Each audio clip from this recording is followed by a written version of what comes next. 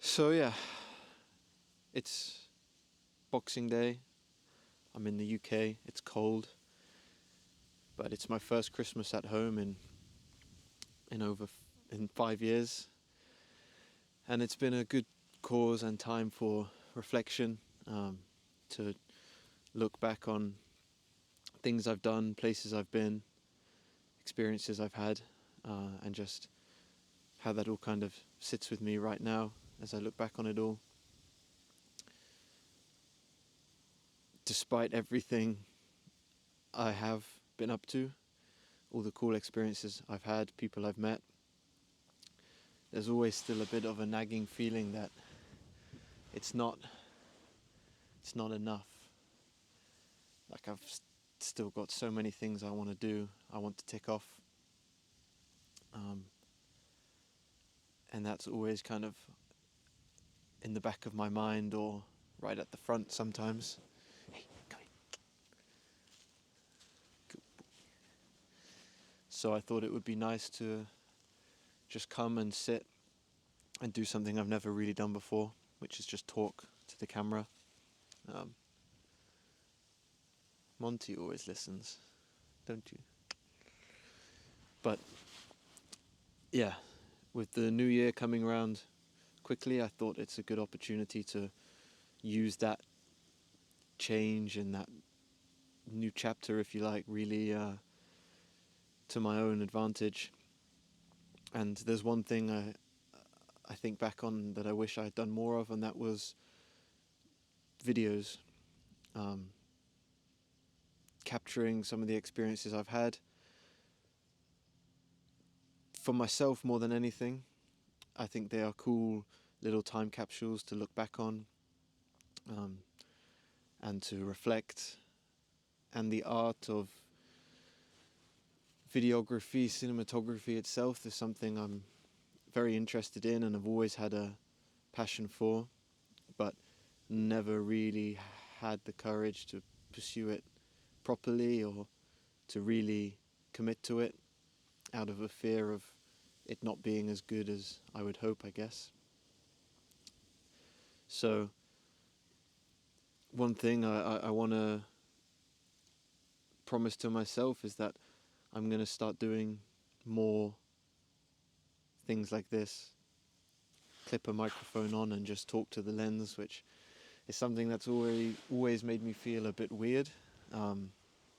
Even right now, I feel like my dogs are judging me. But you're not really. And I want to let go of that sense of caring so much about what other people might think or what they might judge you for doing. I've dabbled with journaling, and never really been able to make it a habit. So coming into the new year, I thought that maybe video journaling, getting some of my thoughts into this kind of format might make that a bit easier. I might find it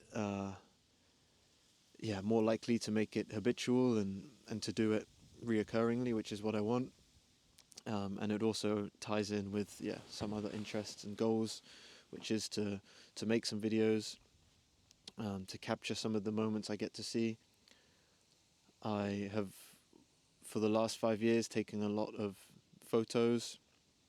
I've always had a film camera with me, and I've got 10 albums full of pictures from those times, which I love to sometimes just sit down and look back on and reminisce, and not only remember some of those amazing moments and people, but to also see my journey and how I've grown. And I can look at one picture and remember what I was struggling with then or what my focus was, and then I can look at another one from half a year, 2 years later, and I can see what's changed or what hasn't, and I think that's a useful tool. So I'm really hoping that by making this a more frequent occurrence, I can get more comfortable just talking about what I'm feeling, what I want to do. I can I guess it's almost like a bit of exposure therapy. If I stop caring what other people think, if I'm walking around holding a camera and talking to it occasionally, then so be it. It's for me. It's not for anyone else. I'm not trying to be uh, a next viral sensation. I just want to have cool videos of the stuff I'm doing right now, so I can look back on it in 30, 40 years when tying my shoelace is painful or something, and I want to be able to show my kids, my grandkids, and hopefully maybe inspire them to use this time of our lives to really work out who you are, what you want to do, and to just have fun, I guess. I'm 26 years old. I've been working as a kitesurf instructor pretty much for the last 5 years since I finished university, exploring the world, funding trips, paying for my flights to get to my next job, and yeah, there's been a lot of experiences along the way that have shaped who I am today and have changed perspectives. So I think I might try and summarize all of that now. So I will say, like, what you might look at now, if I manage to make it happen, will be like the last 5 years of my life in 1 minute, just to show you what I've done. And to compensate for the 5 years I haven't been brave enough to pick up a camera and press record, I'll try and squeeze what I have got into 1 minute, and then that brings us up to now, up to the present moment, and up to date. So I might do that here.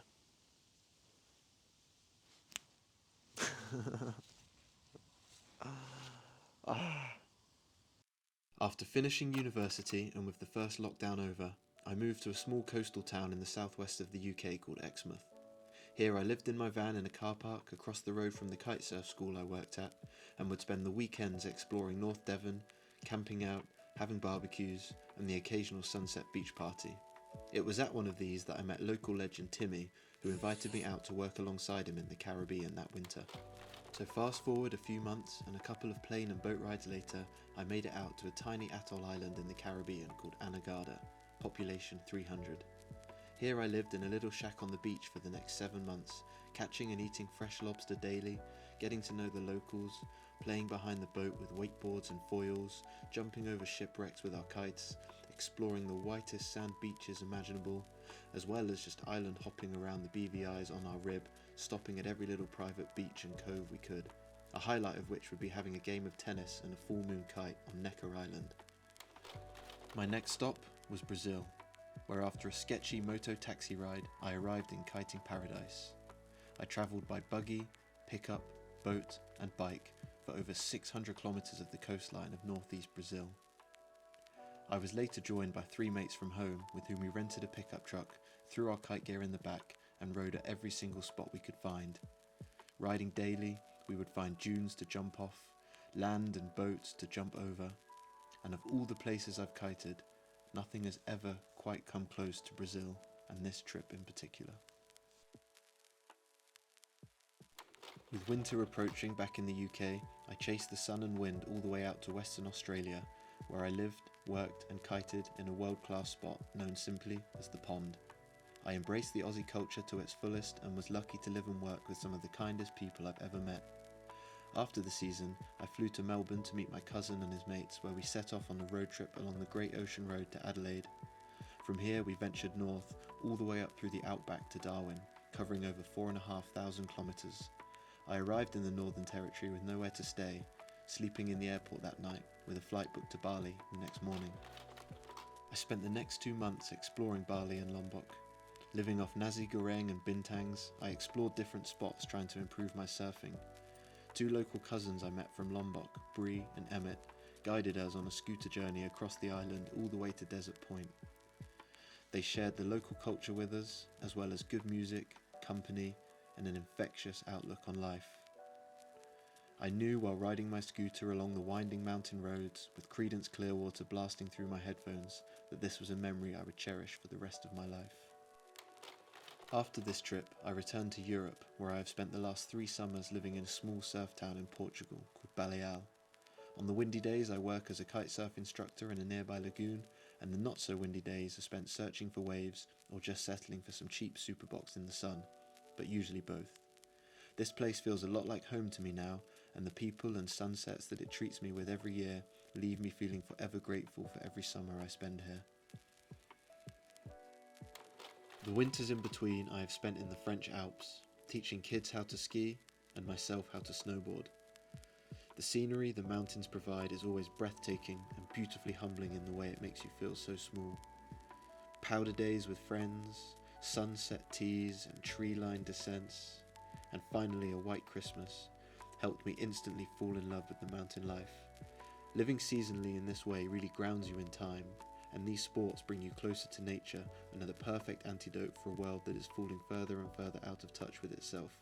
I am eager for many more snow, wave and wind-driven adventures. What you just saw, that brings us here. I'm 26. I am unemployed, not really sure where I want to be going, which for me makes it really difficult to take the first step sometimes. I like just trusting that things will work out and going with the flow and always saying yes to opportunities that come up, but for myself and for what I'm striving towards, I really don't know exactly what that is, other than I still have time on my side, I have opportunities, I have limited responsibilities, so I can really make something happen for me and put my mind and my soul into what I enjoy doing. And so, yeah, I'm going to start putting more videos up on here of the experiences I have, the places I go to, the people I meet, share it with my family, kids, grandkids in the future, who knows. And also if anyone else happens to stumble across the videos and enjoys them, then that's a win-win as well. But the goal is for me, and that's what I want to change. There's no pressure, there's no room for judgment from people, because I'm just doing it because I want to do it and for me to look at and no one else. And that's what I want to push in this new year for me. Yeah, so we'll see exactly what happens, but all I really know is that I've reached a point where I just want to push that boat out and just accept that time is limited.